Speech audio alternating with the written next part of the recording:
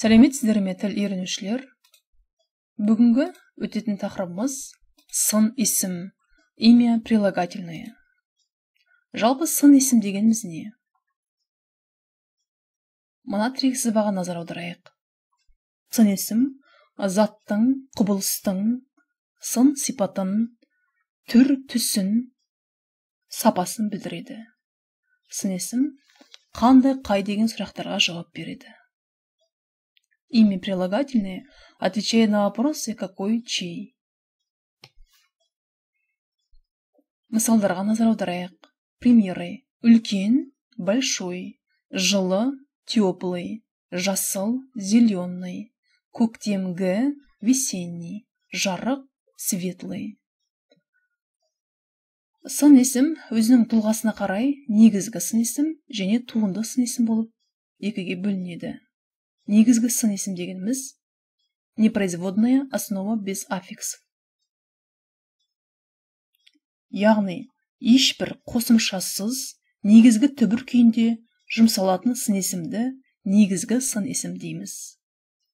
Мысалы, жақсы, ұзын, көк, әдемі. Туынды сын есім дегеніміз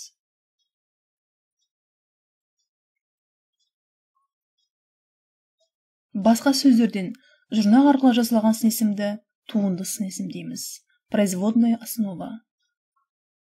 Мысалы, өнерлі, қысқы, орманды, қалалық. Мысалдардан көріп отырғанымыздай, басқа сөздерден жұрнақ арқылы жасалған сын есімнің ерекше түрі.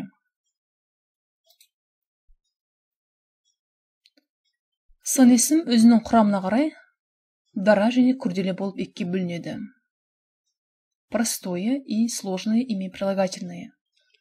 Бір ғана түбірден, негізгі немесе туынды түбірден тұратын сын есімдер дара сын есімдер деп аталады. Сары, білімді, бойшаң, сулы, тар, кең. Яғни, бір ғана түбірден тұрады, негізгі немесе туынды түбірден тұратын сын есімдер. Дара сын есімдер екен. Күрделі сын есімдер дегеніміз не? Кемінде екі сөзден қосарлану, тіркесу, бірігу арқылы жасалатын сын есімдерді күрделі сын есімдер дейміз. Мысалы, тап-таза, қызыл ала, ұзын бойлы, үлкенді кішілі, жап-жасыл, кең маңдайлы. Кемінде екі сөзден қосарлану арқылы, тіркесу арқылы, бірігу арқылы жасалатын сын есімнің түрі.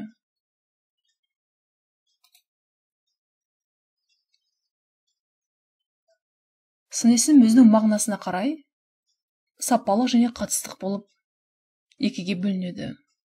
По значению сын есім в казахском языке делится на сапалық сын есім и қатыстық сын есім. Сапалық сын есім дегеніміз не?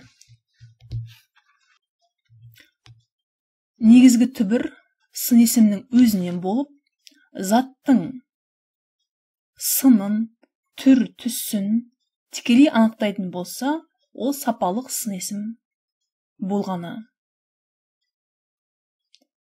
Мысалы, жаңа, новый, биік, высокий, жеңіл, легкий. Ал заттың сын сипатын, әртүрлі белгісін басқа сөз табының қатысы арқылы білдіретін сын есімді қатыстық сын есім дейміз. Яғни, өзге де сөз таптарының қатысуымен жасалатын сын есімді қатыстық сын есім деп атаймыз. Относительное имя прилагательное. Например, күзгі, осенний, республикалық, республиканский, жаңбырлы, дождливый, дәмді, вкусный. Мына тірек сызбаға қарап отырсақ, мысалдарда басқа сөз табының қатысу арқылы жасалғанын көріп отырмыз. Яғни, күзгі деген сөзді алатын болсақ, күз осень, күзгі осенний.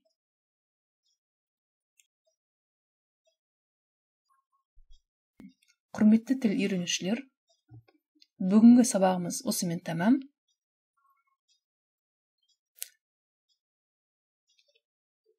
Келесі кездескенше амандықта болыңыздар.